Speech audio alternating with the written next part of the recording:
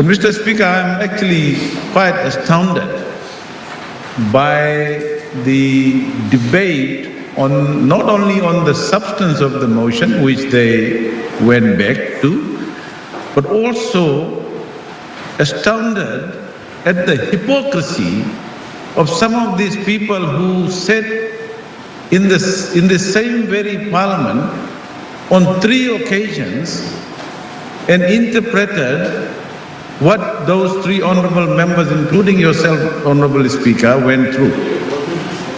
Honourable Koya, being a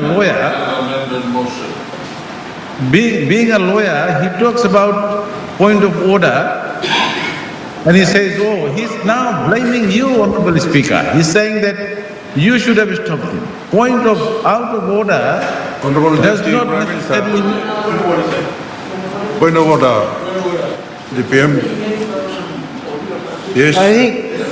I honestly believe that he's actually not hearing things. I didn't point fingers at you, sir. And I didn't speak about a point of order. I didn't speak about a point of order. I didn't infer in any way. Could you just confine yourself, as I've also asked the opposition, just to confine yourself on the amended recommendation? I'm just confining myself, Honourable Speaker, on the amended motion, and I'm just responding to what Honourable Koya said.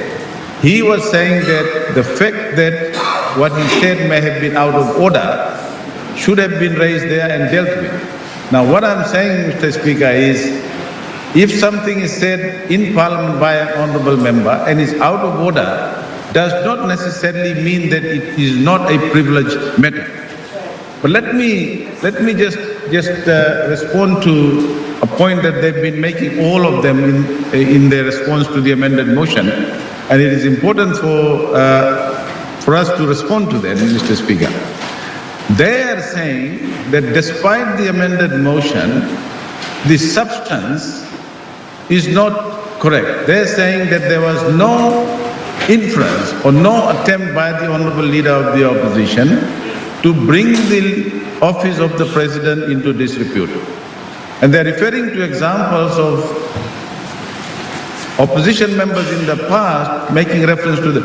Nowhere, no opposition member in my recollection in the 8 years said that the President, the Commander-in-Chief of the Republic of Fiji Military Forces, failed to acknowledge the fact that the very constitution which he is supposed to uphold is being stripped away almost on a daily basis.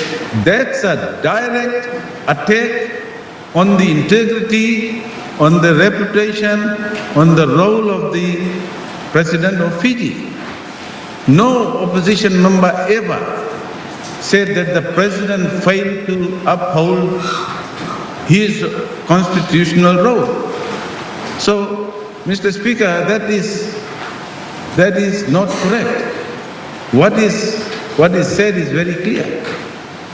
And I think the amended motion, Mr. Speaker, gives an opportunity to the Honourable Leader of the Opposition, gives an opportunity to all the members on the opposition side to reflect on their own past, reflect on their own hypocrisy, and accept that the government and the Honourable Prime Minister have provided, as Honourable India Seruratu said, a start of a new beginning, of negotiation and dialogue.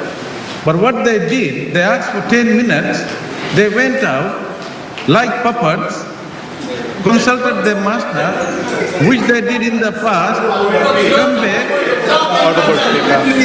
Point of order, Honourable Speaker.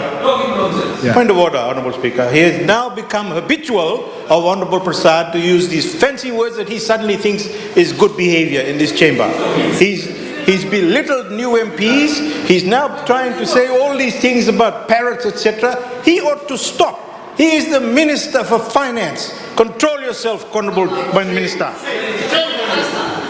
Thank you, Honourable Deputy Prime Minister. Thank you. I just wanted to make that point. Thank you. Thank you. I now give the floor to the